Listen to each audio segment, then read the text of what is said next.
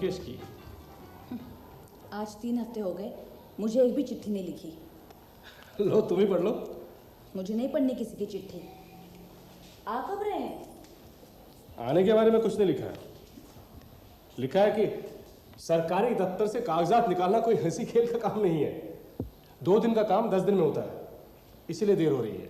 जब देखो दुनिया भर के फालतू काम लेकर बैठे रहते हैं। ऐसे लोगों को कभी शादी करनी नहीं चाहिए। अरे भाभी, तुमने तो अपनी बात कह दी। मैं यहाँ बैठा बैठा क्या करूँ? मेरा काम तो सुबह 2 घंटे में खत्म हो जाता है। फिर चले क्यों आए कटक से? अरे मैं क्या करता? उसने कहा तुम जाओ, यहाँ मुझे टाइम लगेगा, घर में भी बहुत काम रहता है। हाँ, घर का सब काम जैसे तुम दोनों ही करते हो, एक चिट्ठी लिखने की भी फुर्सत नहीं है। माफ कीजिए, मेरा नाम भूपेश चटर्जी है। मैं नीचे मेस में रहता हूँ। हाँ हाँ हाँ, आपको कई बार आते जाते देखा है। आप नीचे मेस में रहते हैं? जी जी जी। आपका नाम मालूम नहीं था। आइए आइए आइए आइए। 2 महीने पहले मैं कलकत्ता ट्रांसफर होकर आया था। अच्छा। बीमा कंपनी में नौकरी करता हूँ ना। अच्छा अच्छा। कब कहाँ जाना पड़े कुछ पता नहीं। बदली की नौकरी है, पता नहीं कल ही तबादला हो जाए। आप बीमा कंपनी में हैं? जी।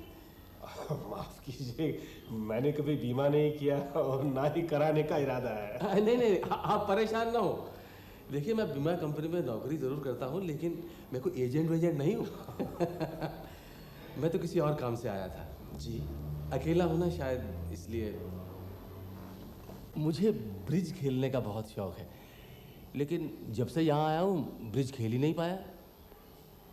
दिन ही नहीं करता। बड़ी मुश्किल से 2 आदमियों को तैयार किया है। वो हमारे ही मैच में नंबर 3 में रहते। अब 4था आदमी नहीं मिल रहा। यहाँ किसी को ब्रिज खेलने का शौक ही नहीं है। आप कह तो ठीक ही रहे। वैसे अब तो खेलने की आदत रही नहीं, लेकिन आजमा कर देख लेते हैं, बुरा क्या है? ये हुई ना बात। तो चलिए मेरे कमरे में चल के खेलेंगे, वहाँ सब इंतजाम है। आ जाइए। अरे राम बाबू, बनवाली बाबू, दोनों आ जाइए। आज मैं तिमंजले के अजीत बाबू को पकड़ लाया हूँ। आए अभी। आइए आइए आइए, यहाँ बैठिए, कुर्सी पे बैठिए, यहीं खेलेंगे। ये आज की 2 गड्डी रखी है, मैं जरा फटाफट चाय बना के लाता हूँ।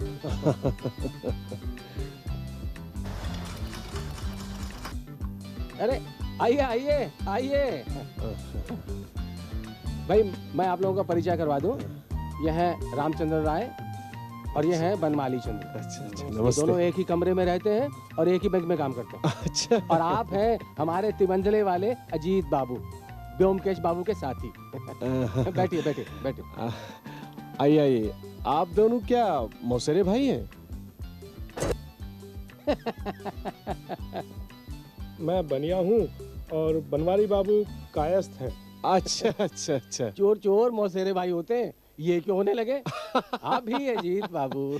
अरे बस मैंने तो यूं ही चलिए पहले चाय पीजिए। अच्छा लीजिए, फिर खेल शुरू करते हैं। ठीक है। इतनी देर? 9 बज गए हैं, मालूम है? अरे भाभी, आज तो मजा आ गया। मैं तो सोच रहा था कि ब्रिज खेलना ही भूल गया हूँ, लेकिन जीत हमारी हुई। मालूम है, 2 आने जीता हूँ, 2 आने। 2 आने जीतो या 2 रुपए। इतनी देर बाहर मत रहा करो।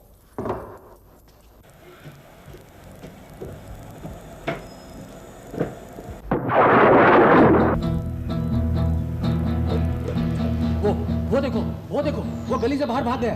वो देखो, देखा आपने? वो गेरुए रंग का शॉल ओढ़े, वो देखो, वो भाग रहा, वो गया। मामला क्या है? आवाज सुनी आपने?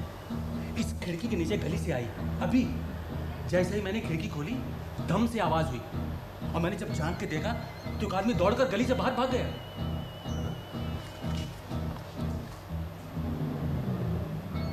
इस कमरे के ठीक नीचे वाले कमरे में एक सज्जन रहते हैं। कहीं आवाज उनके कमरे से तो नहीं आई? क्या मालूम, इस कमरे के नीचे वाले कमरे में कोई रहता तो है, लेकिन मैं उसे नहीं पहचानता। आप?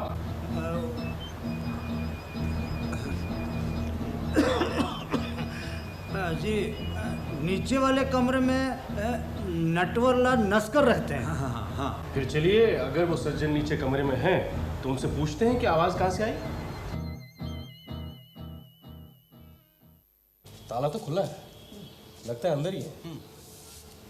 नटवरलाल, नटवरलाल। शायद वो अंदर नहीं है, चलिए चलते हैं। अरे जब ताला खुला है तो अंदर चलकर देखते हैं, आइए।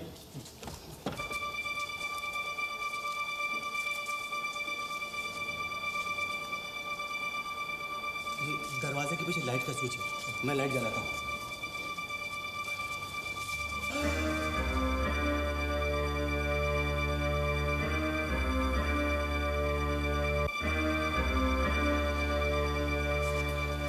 नटवरलाल नस्कर मर गया। ये तो वाकई मर गया और लगता है पिस्तौल की गोली से मरा। वो देखो, वो रहा पिस्तौल, वो खिड़की के पास पड़ा। वो देखो, लगता है मारने वाले ने खिड़की के बाहर गली में से नटवरलाल को गोली मारी और हड़बड़ाहट में पिस्तौल वहीं छोड़कर भाग गया। लो, मैनेजर बाबू भी आ गए। आप लोग सब यहाँ? क्या हुआ? क्या हुआ? आप अपनी आंखों से ही देख लीजिए। ये क्या हुआ? ये क्या हुआ? नटवरलाल का खून हो गया? कैसे हुआ? कैसे खून हुआ? उधर देखिए, सब पता चलेगा। पिस्तौल की गोली से मरे हैं। किसने खून किया? कब किया? किसने खून किया ये बता नहीं सकते, लेकिन कब हुआ ये बता सकते हैं। कब? सिर्फ 5 मिनट पहले। 5 मिनट पहले? आप लोग सब यहीं पर थे? जी नहीं, हम यहाँ नहीं थे, हम ऊपर भूपेश बाबू के कमरे में बैठे थे। वहीं गोली की आवाज सुनी, नीचे आए तो देखा नटवरलाल का कमरा खुला था। अंदर आया तो देखा मरे पड़े हैं। कमरा खुला था? किसने खोला? किसने खोला? आप क्या आज सारा दिन ये गेरुए रंग का शॉल ही ओढ़े हुए थे? हाँ, क्यों?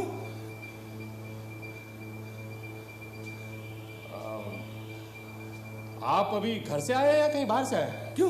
क्यों? बस ऐसे ही पूछ लिया। हाँ, पहले से निकला हुआ हूँ, कुछ जरूरी काम से बाहर गया था, लेकिन अब क्या करूँ? क्या करें इसका? सबसे पहले तो हमको पुलिस को खबर करनी चाहिए। हाँ, बिल्कुल ठीक, बिल्कुल। लेकिन अजीत बाबू, हमारे मेज पे टेलीफोन तो नहीं है, आपके यहाँ तो है, आप जाके कर दीजिए ना। ठीक है, मैं पुलिस को खबर कर देता हूँ, लेकिन तब तक जब तक पुलिस ना आए ना, आप सब लोग यहाँ बाहर खड़े रहिए। आइए, चलिए।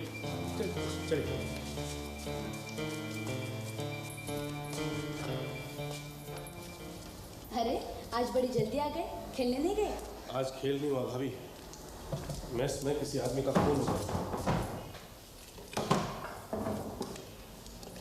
जोमकेश को बुलवा रहे हो? नहीं, police inspector. Hello, inspector Goa है? जी हाँ, जल्दी दीजिए। हेलो, देखिए, मैं हैरिसन रोड से बोल रहा हूँ। मेरा नाम अजीत कुमार है, मैं ब्योमकेश बख्शी का साथी हूँ। जी, देखिए, हमारी बिल्डिंग में एक मेस है, वहाँ किसी आदमी का खून हो गया है। ब्योमकेश बख्शी खुद तहकीकात करते हैं, आपको तकलीफ नहीं देते, लेकिन वो कलकत्ते में नहीं है। जी हाँ, धन्यवाद। फौरन आ जाइए प्लीज।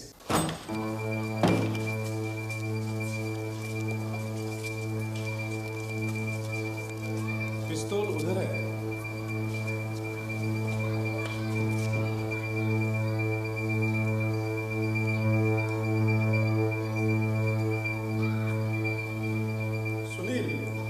तुम इस लाश को पोस्टमार्टम के लिए हॉस्पिटल ले जाओ जी, और तुम मेरे साथ आओ। चलो।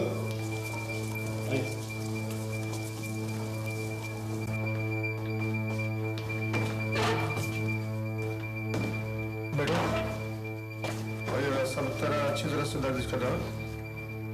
यहाँ का मैनेजर कौन है? जी, मैं हूँ सर। अपना बयान दर्ज करो। मेरा नाम शिवकाली चक्रवर्ती है। शिवकाली चक्रवर्ती। उम्र 50, आजन्म ब्रह्मचारी हूँ। 25 साल से ये मेस चला रहा हूँ। 25 साल से। नटवरलाल के बारे में क्या जानते हो? जी, नटवरलाल नस्कर करीब 3 साल पहले यहाँ रहने के लिए आए थे। उम्र करीब करीब 50 साल के थे। वो बहुत ही कम बोलने वाले सज्जन व्यक्ति थे। किसी से उनका खास मेलजोल नहीं था। हाँ, सिर्फ राम बाबू और बनमाली बाबू कभी कभी उनसे मिलते थे। वो हर महीने के पहली तारीख को हमारे पैसे चुका देते थे। क्या काम करता था वो? बहु बाजार में दलाली का काम करता था। दलाली का काम? मुझे तो ऐसे ही बताया था। वो ऐसा है। मेरा नाम भूपेश कुमार चटर्जी, उम्र 45 साल।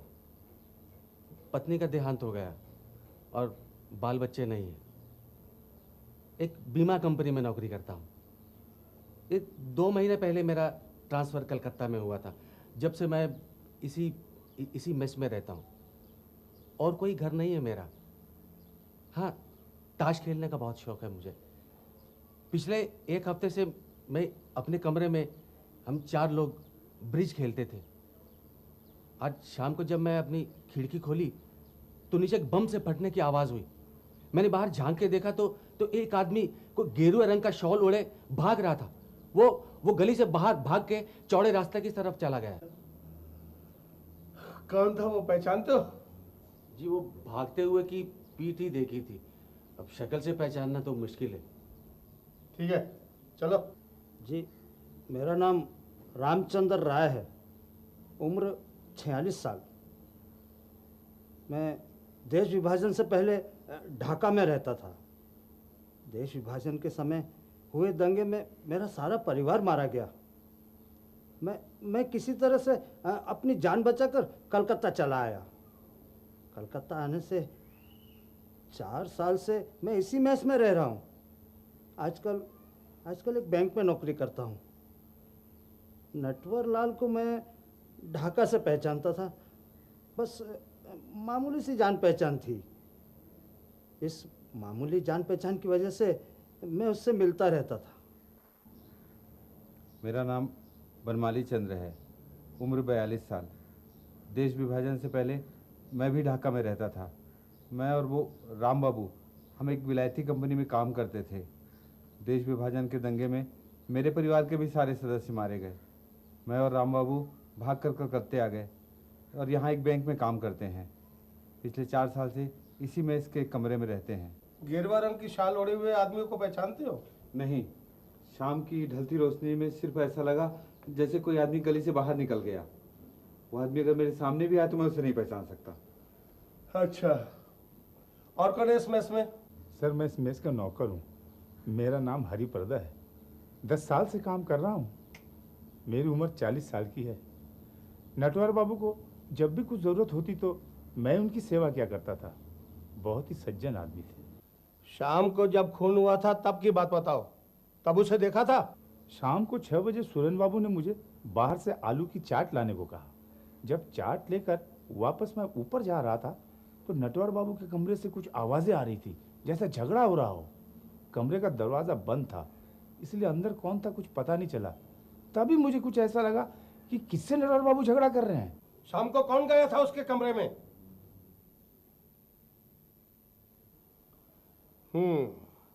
तो इसका मतलब यह है कि मौत से कोई आधा घंटा पहले नटवर लाल के कमरे में कोई गया था और वो अजनबी था, इस मैस का नहीं था, और वो गेरुए रंग की शाल ओढ़े हुए था।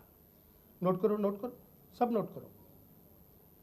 और देखो अजीत बाबू और मैनेजर बाबू, जब तक इस केस का फैसला नहीं होता आप मेरी इजाजत के बगैर कलकत्ता से बाहर नहीं जाएंगे। क्यों? मैं क्यों? इसलिए कि मैनेजर बाबू गेरुए रंग की शाल लपेटे हुए हैं और आपकी शाल का रंग भी कुछ वैसा ही है। ये गेरुआ कहाँ है? ये तो कथे रंग की शाल है।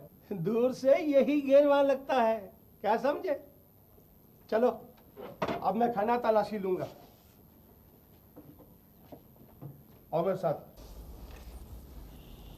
तुम एक काम करो, तुम इस नटवरलाल मृत्युकांड को तरतीबवार लिख डालो और जब वो वापस आ जाएंगे तो उन्हें पढ़ने को दो। देखो शायद कोई काम बन जाए। शाबाश भाभी, तुमने तो 1 लाख रुपए की राय दी। मैं भी शुरू हो जाता हूँ। अरे इस काम के सामने ताश कुछ भी नहीं है।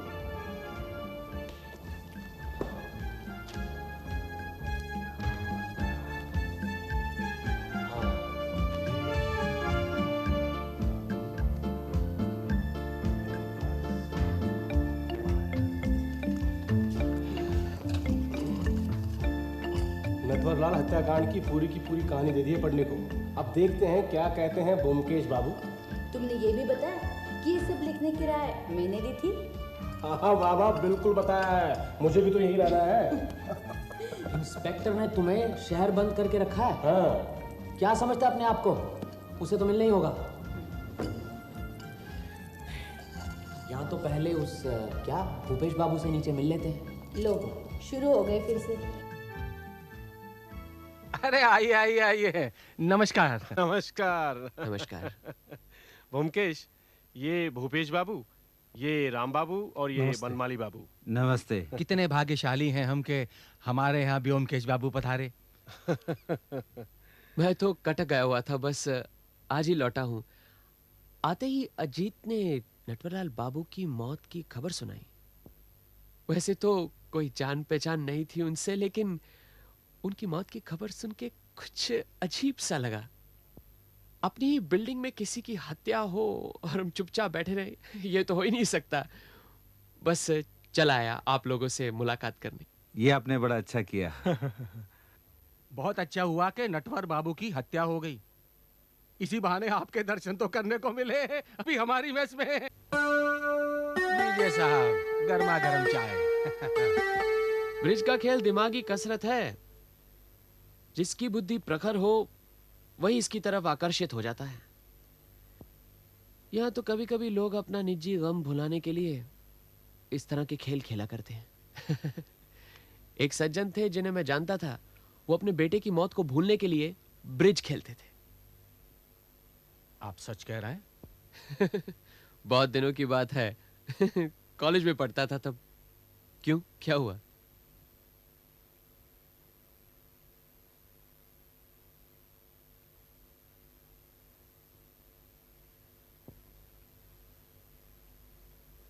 मेरे बेटे की तस्वीर है।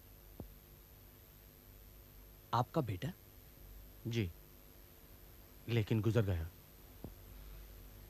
जिस दिन ढाका में दंगे फसाद शुरू हुए थे, ये स्कूल गया था, फिर लौट कर नहीं आया। आपकी पत्नी कहाँ है? वो भी गुजर गई। दिल की कमजोर थी, बेटे का गम बर्दाश्त नहीं कर सकी।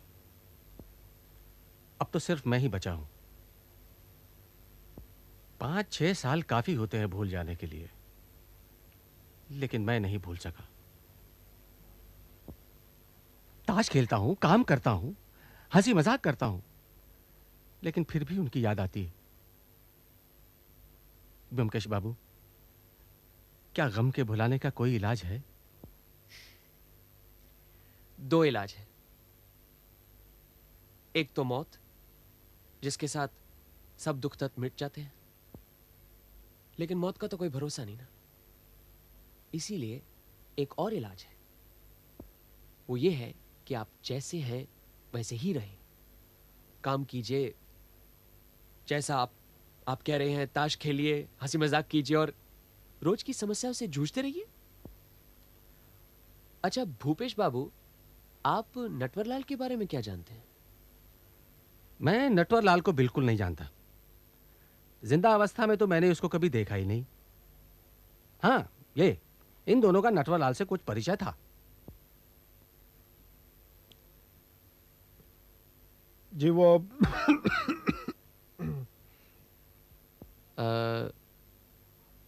नटवरलाल कैसे आदमी थे, आप कुछ बता सकते हैं? वो ठीक ही थे, भले मानुस थे, लेकिन देखिए, नटवरलाल से हमारी कोई गहरी जान पहचान नहीं थी। जब हम ढाका में रहते थे तो उनका मकान हमारे मकान से लगा हुआ था, बस इसीलिए उनसे तुम्हारी थोड़ी बहुत जान पहचान हो गई थी। अब उनके चाल चलन के बारे में तो हमें कुछ मालूम नहीं।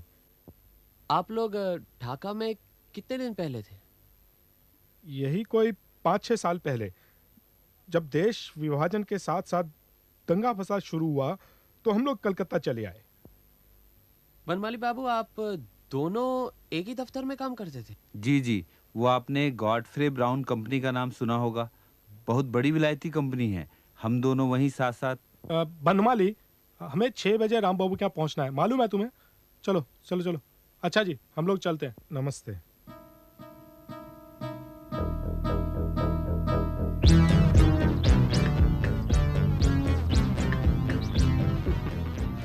ब्योमकेश बाबू, आपके सवाल तो सीधे सीधे थे, लेकिन राम बाबू को आपकी कोई बात कहीं बुरी लगी है। मेरी बात बुरी लगी? मेरी तो समझ में नहीं आया ये, आप ही बताइए। भाई मेरी भी कुछ समझ में नहीं आया। दंगे फसाद वाले दिनों में मैं भी ढाका में था, लेकिन मेरी इनसे कोई जान पहचान नहीं थी। इनके अतीत के बारे में मैं कुछ नहीं जानता। दंगों के वक्त आप भी ढाका में थे? हाँ, दंगे फसाद शुरू होने के 1 साल पहले ही मैं ट्रांसफर होकर ढाका चला गया था, और फिर पार्टीशन के बाद मैं यहाँ आ गया।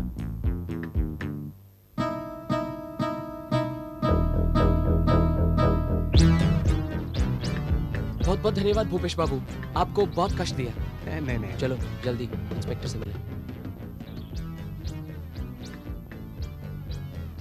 अजीत बाहर आ ही गए हैं तो पिछवाड़े की गली में देख लेते हैं। कौन सी गली? अरे यहीं, जहाँ से वो बादामी शॉल ओढ़े आदमी गोली मारकर भाग गया था। 3 दिन बाद भी क्या हत्यारे का कोई निशान मिल सकता है? अगर ये खिड़की खुली रहे हाँ, तो कोई भी आदमी आसानी से गोली मार सकता है। वो देखो। ये तो भूपेश की खिड़की से भी पता चल सकता है।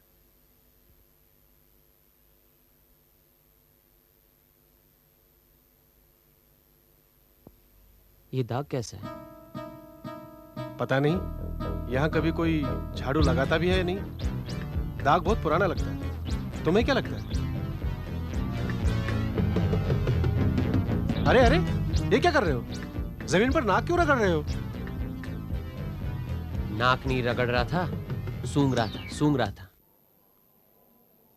अरे ब्योमकेश बाबू, नमस्कार। नमस्कार नमस्कार। आज का दिन तो बहुत ही सौभाग्यशाली होगा। आपके दर्शन जो हो गए। सौभाग्यशाली तो मैं भी हूँ जो आप अपनी सीट पर बैठे हुए हैं। आधा दिन तो गायब ही रहते हैं। क्या करूँ, काम लगा रहता है। कहिए, कैसे तकलीफ की आपने? नटवरलाल के खून के मामले में आप कहाँ तक पहुँचे हैं? हत्यारे का पता चला? ब्योमकेश बाबू बैठिए, बैठिए। आपको मालूम है इस कलकत्ता की आबादी कितनी है? बताइए। कभी गिनकर तो नहीं देखा। 50 लाख तो होगी। चलो 50 लाख ही से, यानी आधा करोड़ की आबादी में एक ऐसे आदमी को जिसने गेरुए रंग की शाल ओढ़ी हुई हो, ढूंढना आसान है? आप ढूंढ सकेंगे उसे? मेरे पास अगर सारे क्लूज मौजूद हों तो जरूर ढूंढ सकता हूँ। देखिए, वैसे तो बाहर के आदमियों को सारी बातें बताना कानून के खिलाफ है, लेकिन फिर भी मैं आपको बताता हूँ। पूछिए। नटवरलाल के रिश्तेदारों के बारे में कुछ पता चला? अखबारों में इश्तेहार दिया था, लेकिन कोई सामने नहीं आया। पोस्टमार्टम की रिपोर्ट क्या कहती है? दिल के पास की हड्डी को तोड़कर गोली सीधी दिल को जाके लगी है। जो पिस्तौल मिली है उसे मिलाकर देखा है, ये गोली उसी पिस्तौल की है। और कुछ? वैसे तो नटवरलाल का स्वास्थ्य ठीक था, सिर्फ एक आंख में रतौली निकलने वाली थी। पिस्तौल का मालिक कौन है या था? अमेरिकन फौजी पिस्तौल है, काले बाजार में मिलती है। मालिक का पता लगाना बहुत मुश्किल है। कमरे की तलाशी में कुछ मिला? ज़रूरी चीज़ें जो मिली हैं उधर उस टेबल पर रखी। एक घड़ी है, नगद 5 रुपए हैं, बैंक की पासबुक है और अदालत की राय के कुछ कागजात हैं, वो सामने रखे हैं। अगर आप देखना चाहें तो देख सकते हैं।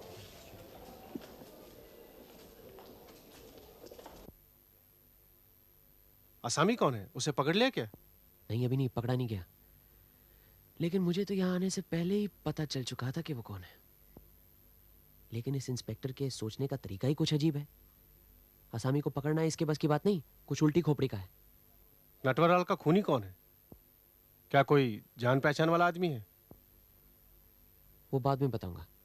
तुम एक काम करो, घर जाओ और आज शाम को हमारे यहाँ एक टी पार्टी रखो। T party? सुनो तो सही, भूपेश, राम बाबू, बनमाली बाबू सबको बुला लो। हाँ। यहाँ कलकत्ते में एक गॉडफ्रे ब्राउन की बड़ी कंपनी है। मैं वहाँ जाकर राम बाबू, बनमाली बाबू के बारे में पूछताछ करके आता हूँ। मैं वहाँ जाता हूँ, तुम घर जाओ। चलो। क्या बात है मुकेश? गॉडफ्रे ब्राउन में क्या पता चला? पहले ये बात जान लो कि नटवरलाल का पेशा था ब्लैकमेल करना। अच्छा? हाँ। अच्छा, वो भूपेश बाबू, राम बाबू, बनमाली बाबू को न्योता दे आए हो? हाँ, आज शाम को तीनों आ रहे हैं। लेकिन ये गॉडफ्रे ब्राउन में क्या पता चला? पुलिस स्टेशन में नटवरलाल के सामान में अदालत की राय की एक नकल थी। उसे पढ़कर पता चला कि गॉडफ्रे ब्राउन के ढाका वाले ब्रांच में रास बिहारी विश्वास और बन बिहारी विश्वास नाम के दो भाई खजांची और उसके सहायक का काम करते थे। करीब 7 साल पहले रुपए की हेराफेरी में दोनों गिरफ्तार हो गए। रास बिहारी को 2 साल और बन बिहारी को 3 साल की सज़ा हुई। अदालत की इस राय की नकल नटवरलाल ने हासिल की। तुम्हें याद है, उसकी डायरी में लिखा हुआ था कि हर महीने उसे 80 रुपये मिलते हैं। किससे? रास बिहारी विश्वास और बन बिहारी विश्वास से। आज मैं गॉडफ्रे ब्राउन की कंपनी में गया और चोरी के मामले में छानबीन की। बात तो सच है, इसमें कोई शक नहीं कि नटवरलाल उन्हें ब्लैकमेल कर रहा था। लेकिन रास बिहारी, बन बिहारी, ये कौन है और कहाँ रहते हैं? ज़्यादा दूर जाने की ज़रूरत नहीं। अपने नीचे वाले मेस में कमरा नंबर 3 में देखो, वहीं मिलेंगे। क्या राम बाबू और बनमाली बाबू? तुम्हारा अंदाज़ा कुछ कुछ ठीक ही था। दोनों मौसेरे भाई नहीं हैं, सगे भाई हैं। और अगर चोर चोर मौसेरे भाई की कहावत को सत्य रूप देना चाहते हो तो मौसेरे भाई कह सकते हो। नहीं नहीं नहीं नहीं नहीं, क्या? ये लोग नटवरलाल का खून नहीं कर सकते हैं, क्योंकि जब नटवरलाल का खून हुआ ये लोग दोनों। अच्छा, सब्र करो सब्र करो, सारी कहानी तुम्हें आज शाम की पार्टी में पता चल जाएगी।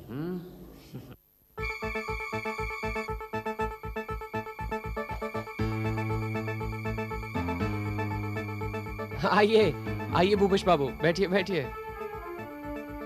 भाई अगर आप लोग चाहें तो खेलने का इंतजाम यहीं हो सकता है। नमस्कार। नमस्कार। आज ही पुलिस स्टेशन गया था इंस्पेक्टर गुहा से मिलने, नटवरलाल हत्याकांड के सिलसिले में। हाँ भाई, कुछ पता चला? नहीं, अभी कुछ नहीं। अरे तुम तो कह रहे थे कुछ पता चल गया। नहीं, बात हो रही थी कि कुछ पता चला या नहीं। धन्यवाद। बन बिहारी बाबू, आप भी लीजिए ना। मैं सिगरेट नहीं पी। मेरा नाम? मैं जानता हूं कि आप दोनों सगे भाई हैं। आप दोनों का असली नाम रास बिहारी विश्वास और बन बिहारी विश्वास है। नटवरलाल आप दोनों को ब्लैकमेल कर रहा था। हर महीने आप दोनों से 80-80 रुपए ऐंठ रहा था। ठीक है ना? नटवरलाल बड़ा शैतान आदमी था।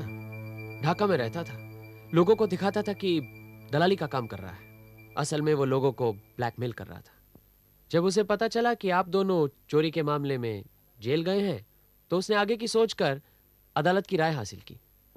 मुझे पूरा यकीन है कि हर चोरी के मामले की अदालत की राय इकट्ठी कर रखी थी। न जाने कौन सी कब काम आ जाए। फिर जब आप जेल से निकलकर नई नौकरी करेंगे, आप लोगों को ब्लैकमेल करेगा, आप लोगों से रुपए ऐंठेगा। लेकिन तब देश का बंटवारा हो गया। ढाका में उनका धंधा बंद हो गया। वो सब कुछ छोड़ छाड़ कर यहाँ कलकत्ते आ बसे। नया शहर था, काम शुरू किया। कानूनी या गैर कानूनी कुछ भी जम नहीं पा रहा था। संयोग की बात है कि वो इसी मेस में आया। आप लोगों को देखा, पहचान गया। उसने पता लगाया कि आप दोनों अपना असली नाम छुपाकर किस बैंक में काम कर रहे हैं। उसने कहा होगा, पैसे फेंको वरना बैंक में बतला दूंगा। आप लाचार थे, पैसे देना शुरू किया। लेकिन नटवरलाल से छुटकारा पाने का एक ही रास्ता था, किसी तरह नटवरलाल का खून हो जाए। दुहाई व्योमकेश बाबू, हमने नटवरलाल की हत्या नहीं की है।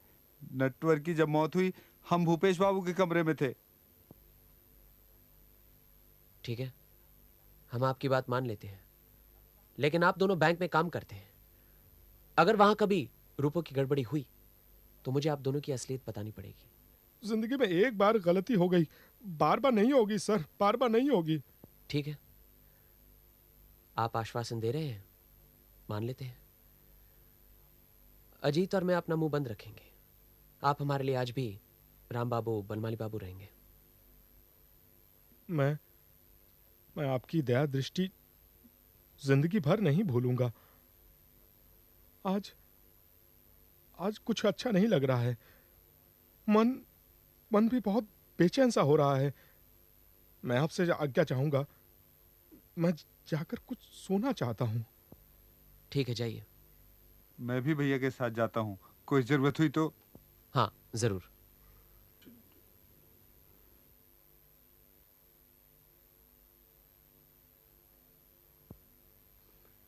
ये राम और बनमाली का नटवरलाल के साथ लेन देन का संबंध है, इसके बारे में तो मुझे कुछ पता ही नहीं था।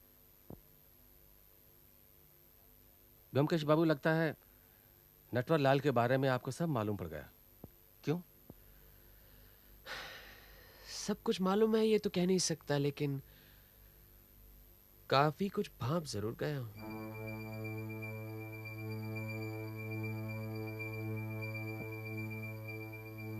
आपको जो कहना है वो कहिए। अगर कोई संशोधन हुआ तो मैं बता दूंगा। अजीत, तुमने जो नटवरलाल की मौत के बारे में बयान लिखा था, उसे पढ़कर ही मुझे खटका सा लगा। पिस्तौल की गोली की आवाज बम या पटाखे की आवाज जैसी नहीं होती, लेकिन ये बात तो साफ है कि नटवरलाल की मौत पिस्तौल की गोली से हुई। उधर नटवरलाल की खिड़की में पिस्तौल मिली। सवाल ये उठता है कि हत्यारा वहां खिड़की में पिस्तौल क्यों छोड़ गया?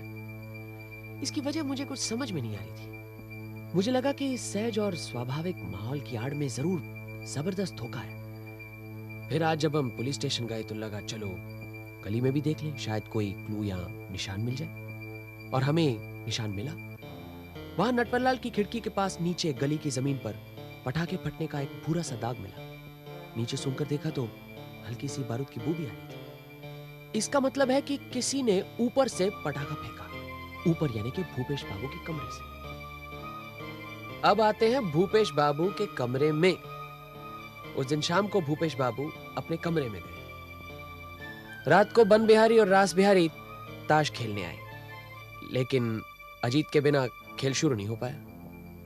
2-3 मिनट बाद अजीत के कदमों की आहट सुनते ही भूपेश बाबू खिड़की की तरफ गए। साथ ही साथ एक धमाकेदार आवाज सुनाई दी। रास बिहारी और बन बिहारी भी खिड़की की तरफ भागे। भूपेश बाबू चीख उठे, अरे वो देखो गली से भाग रहा है, गेरुआ शॉल ओढ़े हुए। रास बिहारी बन बिहारी ने झांक कर देखा। वहां जहां गली बड़े रास्ते से जा मिलती है तो लोग आ जा रहे थे। अब अगर कोई कोशिश करे तो इस तरह की गलतफहमी पैदा करना तो बड़ा आसान था।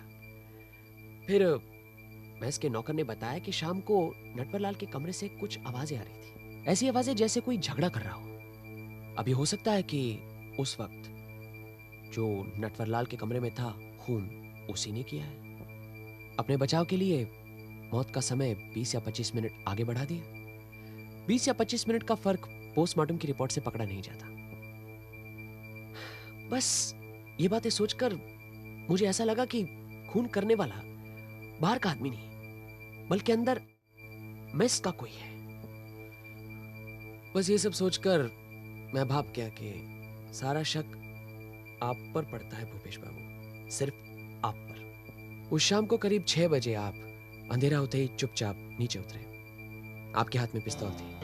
आप नटवरलाल के कमरे में गए। बातचीत हुई, गर्मा गर्मी हुई और आपने पिस्तौल निकालकर उन्हें गोली मार दी। फिर आपने खिड़की खोलकर पिस्तौल वहीं अटका दी और चुपचाप अपने कमरे में वापस आ गए। फिर रास बिहारी बन बिहारी आपके कमरे में आए ताश खेलने के लिए। आपने जाकर अपनी खिड़की खोली, पटाखा फेंका, धमाके सी आवाज सुनाई दी। बन बिहारी और रास बिहारी खिड़की की तरफ भागे। फिर आपने उस गेरुआ चादर ओढ़े काल्पनिक आदमी की कहानी सुनाई। फिर क्या, पुलिस आई, लाश लेकर चली गई। खेल खत्म। क्यों, कहीं कुछ रह गया क्या? नहीं, सब ठीक है। गलती मुझसे हुई थी। आप इतनी जल्दी लौट आएंगे ये मैंने सोचा भी नहीं था। मैंने सोचा था जब तक आप वापस आएंगे तब तक ये खून का मामला ठंडा पड़ जाएगा।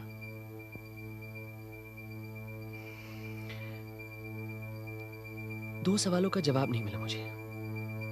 एक तो ये कि खून करने का मकसद क्या था, दूसरा किसी ने पिस्तौल चलाने की आवाज क्यों नहीं सुनी? आपके दूसरे सवाल का जवाब मैं पहले देता हूं। मैं यही शॉल लेकर नटवर के कमरे में गया था और इसी शॉल से पिस्तौल का मुंह ढककर गोली चलाई थी। इसलिए शॉल में गोली की आवाज दबकर रह गई। और पहला सवाल? आपको याद है मैंने अपने बेटे की तस्वीर आपको दिखाई थी। वो इसलिए कि मुझे यकीन था कि आपको एक ना एक दिन सच का जरूर पता चल जाएगा। मैंने इसीलिए अपनी सफाई पहले ही पेश कर दी थी। ढाका में जिस दिन दंगे फसाद शुरू हुए, उसी दिन नटवर मेरे बेटे को स्कूल से फुसलाकर कहीं ले गया और फिर मेरे घर आकर 10,000 रुपए मांगे उसने मेरे बेटे को छोड़ने के। मेरे पास इतने रुपए नहीं थे। मेरे पास जो था मैंने सब दे दिया, अपनी पत्नी के गहने भी दे दिए। वो लेकर चला गया, लेकिन मेरा बेटा वापस नहीं आया। इसी गम में मेरी पत्नी भी चल बसी। कुछ साल बाद जब मैं कलकत्ते आया तो अचानक मुझे नटवर दिखाई दिया। मैं उसके पीछे हो लिया और जिस मेस में वो रहता था मैंने भी वहीं रहना शुरू कर दिया। और फिर मैं समझ गया, और कहने की जरूरत नहीं। अब आप मेरे साथ क्या सलूक करेंगे?